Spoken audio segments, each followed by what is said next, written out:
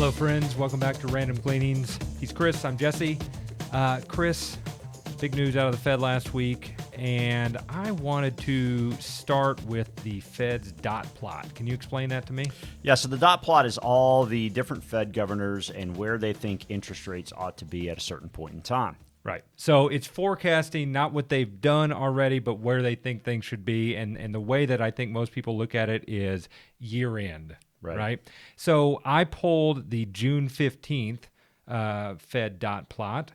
And at that time, the median expectation for where the Fed rate would be at the end of this year was below 3.5. Yeah, so like 3 1/4, 3.5, like 3 3/8. That's right. That's right. And so now, how do they look now? well, now after their September meeting, these dot plots are produced quarterly. They've got the median rate at somewhere between 4 1/4 and 4.5. So listen, here's the thing about this, okay? You know, these guys and gals, respectfully, were wrong before. I mean, during COVID, you mentioned this dot plot the other day. During COVID, it was estimated at 0 for how long? For the next 3 years. By the end of 2020, they were saying we're going to be in a zero interest rate policy by the end of 21, 22, 23. Yeah. And I've got this chart. So let's look at that real quick, because that's exactly where my point is in all this, is that at the end of 20, you've talked a lot about the lip wedge on the high side. Let's talk tough. Let's talk tough. Right. In 2020, it's the opposite. Hey, we're gonna take care of this thing, supportive. right? You're but good. Very often they are talking tough and not getting there. You can look back Right. over the last 8 years and you can see how infrequently the Fed rate is anywhere close to what they have projected where it will be. So effectively, what that means then, going back to the previous chart, is so when we look at the end of 2023, and that there are 6 Fed governors saying they'd like to see the rate between 4 3/4 and 5. Effectively, what they're doing is talking tough on inflation. It doesn't necessarily mean we'll get there. I would say their track record would suggest that it's unlikely that it gets there. Not to say it can't. I mean, it can, but it's their track record of predicting that far out in the future is not very strong. Well, if inflationary numbers continue to drop, and they have been, eventually their rates are going to equal out with where 10-year government bond yields are. And when that happens, then that's probably about the time they're done. So will they get to 4 3/4 to 5? I doubt it, but it's always possible. It's possible. But I think Fed Powell or Chair Powell probably agrees with some of that sentiment out of the tweet. They'll never say it. Yeah. So next chart. So this was a tweet from Chairman Powell's conference, and he said at some point we'll slow the pace of increases over the coming months. We'll be looking for compelling evidence that inflation's moving down, and of course the pace of rate rises will depending on the incoming data. I've seen a lot of the data. There's a lot of data that's coming down. So I still believe less bad is good. But, markets haven't necessarily been acting that way. So next topic, we saw a tweet from a guy that we pay attention to talking about a famous hedge fund manager, talking about markets potentially being largely sideways over the next year. And they cited a couple charts. So the next chart is from 1965 through 1982, basically what markets did, which was, this is sideways, but there are a whole lot of moves in both directions. I'm glad we're talking about this, because I know I try and scour the financial websites that I think maybe a lot of people come across, or maybe it comes up on the Yahoo or MSN type homepage. And so Stanley Druckenmiller did make this suggestion that perhaps it's a sideways market for the next 10 years. And he cited, exactly as you said, these dates. Well, to your point, those are some wild moves in between a side, right. And if we go to the next chart, you can see that it played out, yes, over 10 years, but there were some pretty long spells of up moves and some longer spells of down moves. And so, what does one do with that if the expectation is a sideways market over 10 years, which, again, one person's opinion. One's just got to adjust, because the reality is, again, you can put money under a mattress, you can put it in the bank, which is effectively about the same thing from a yield standpoint. ultimately what you're going to end up with is opportunities missed if you don't have cash on the sidelines. And, that's part of a research process, right? Like our goal is to make sure that we're trying to mitigate risk and play defense when defense needs to be more on the field.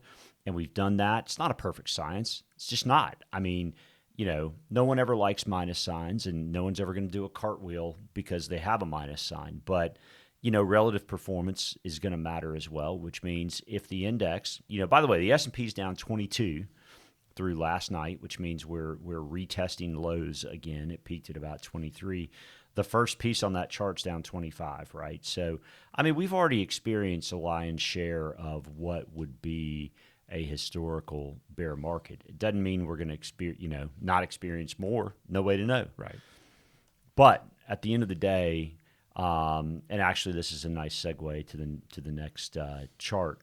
At the end of the day, there is a point where things turn, and it's usually when sentiment is the worst.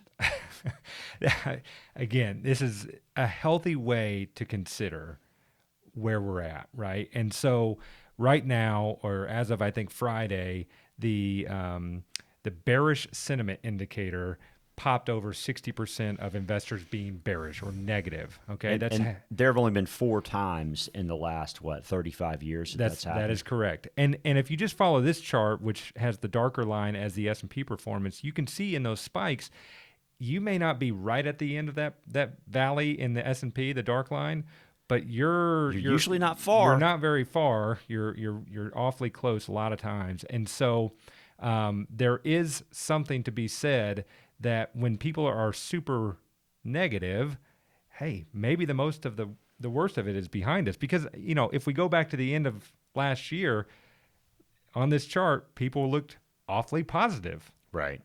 It did. and the market turned over. It's just a weird dichotomy of how markets work that, you get rising prices and high valuations and everybody wants to invest.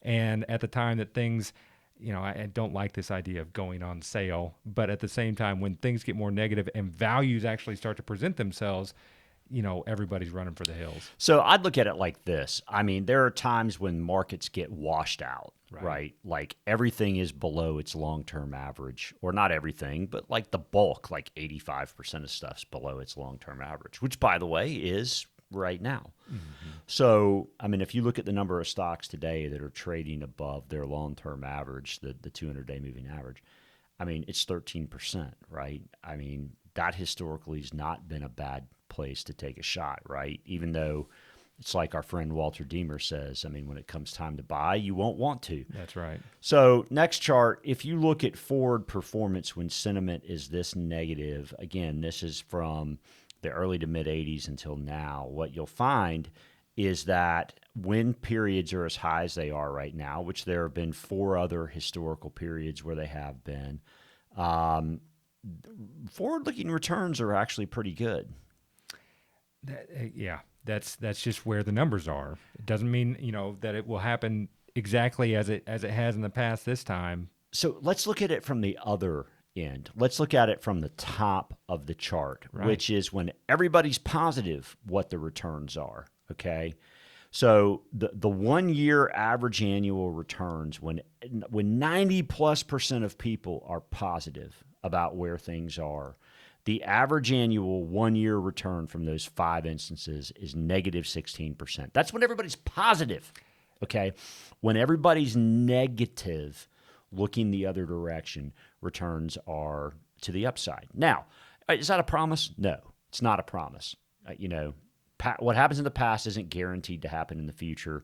But golly, Pete, it sure has a pretty good track record of being similar, right? And I think you can follow that chart down. The more negative, there's decent likelihood that things are getting stronger for a setup for a move forward. So yeah. So I mean, I guess one question I would ask is, what might turn things positive, right? Sure. I've talked about this in the past. I can tell you, unemployment claims aren't going up, and usually that's a harbinger 1 to 2 quarters before earnings turn negative, right?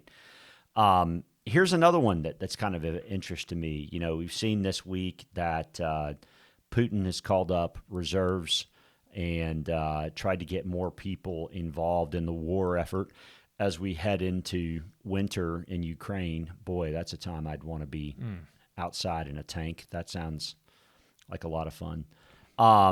So I got interested. We get on Google Trends once in a while and kind of look around in terms of what's trending. And what I saw late last week was this term in Russian, and obviously I don't speak Russian, so this term that was trending in St. Petersburg and some other areas around Russia, and I was curious what it was. So I took it and I put it in Google Translate to see what it says. And guess what? There are a lot of Russians trying to figure out how to break their own arm. Now, why would they do that, Jesse? You avoid going to service if you're unserviceable. So, what does that say about Putin's chances of winning a ground war? Yeah, it's a sad state of affairs. There's no question. But I think the potential positive spin on this is there's been some, Ukraine victories in certain parts of that country, and now the followers or the citizenry of Russia says basically we've had enough. Right. We're not trying to support this anymore. We're not going to fight our cousins in Ukraine in the middle of winter. That's exactly right. That does not sound. Yeah. So good. Does that mean that just because the war ends that the S&P moves forward? I can't say definitively, but it sure does feel a lot more positive than being mired in where we're at right now. It does, and that would be less bad equals good. Look, it seems that way. It just is. That's a perfect example of, hey, well, boy, there's rubble to clean up, and obviously that's bad. People's homes, people's hospitals, etc. But war stopping is better than war continuing for sure. Right. That's right. Less bad is good. Yeah. Okay, I brought this up a second ago. Next topic. Listen, initial unemployment claims are not rising yet. Okay, now if the world's going to fall off a cliff, man, somebody needs to tell employers to start firing people or removing job openings because they're not getting the message. And what I'll also share with you is that if you look historically, you don't see earnings start to go negative until initial unemployment claims start going up. Yeah, analysts would be in agreement with that as we come into earnings season for the third quarter. I think starting somewhere around October 10th. Does that mean that there's opportunity for better than expected numbers out of these Q3 earnings? Possibility. So look at this next chart, and admittedly, it's about 2 years old, but I think it's still a good chart because you can see.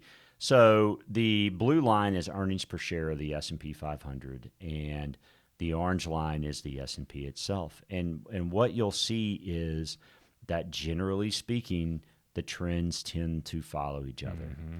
You tend to see if earnings are rising, the S&P is rising. If earnings are at least modestly okay, then you still see some at least modest. You don't see things crashing generally. That's right. When earnings are good. So suffice to say, you have not seen layoffs pick up yet. So you got to think that earnings are at least modestly good going into the third quarter, which starts in about a week and a half. Yep. Yeah. All right. So I guess in recap, can't always trust what the Fed says that they're going to do into the future. They're talking right? tough. Two, when people are this negative on markets, maybe it's time to just hang on a little bit. Yep. And or then, maybe even take a shot. Maybe that's right. And then three, is there some opportunity for less bad starting to be good? I think there is heading into earnings season, which starts, I think, October 10th. At the end of the day, also, if you look historically since World War II, seasonality in terms of the time to buy stocks in a midterm election year has been late summer, and, summer ended 5 days ago. So, yeah. You got anything else? I got nothing. Thanks for watching as always. Please hit the subscribe button and please share this. There are a lot of folks who don't have anything other than the TV that they're listening to on a daily basis. There's a lot of good information to be had out there. You just need some folks to sort through it, and we're happy to help. We're happy to provide advice. We're happy to provide financial planning and then implement that plan, because that's what we do at Professional Planning and Wealth. Thanks as always. We look forward to speaking with you soon.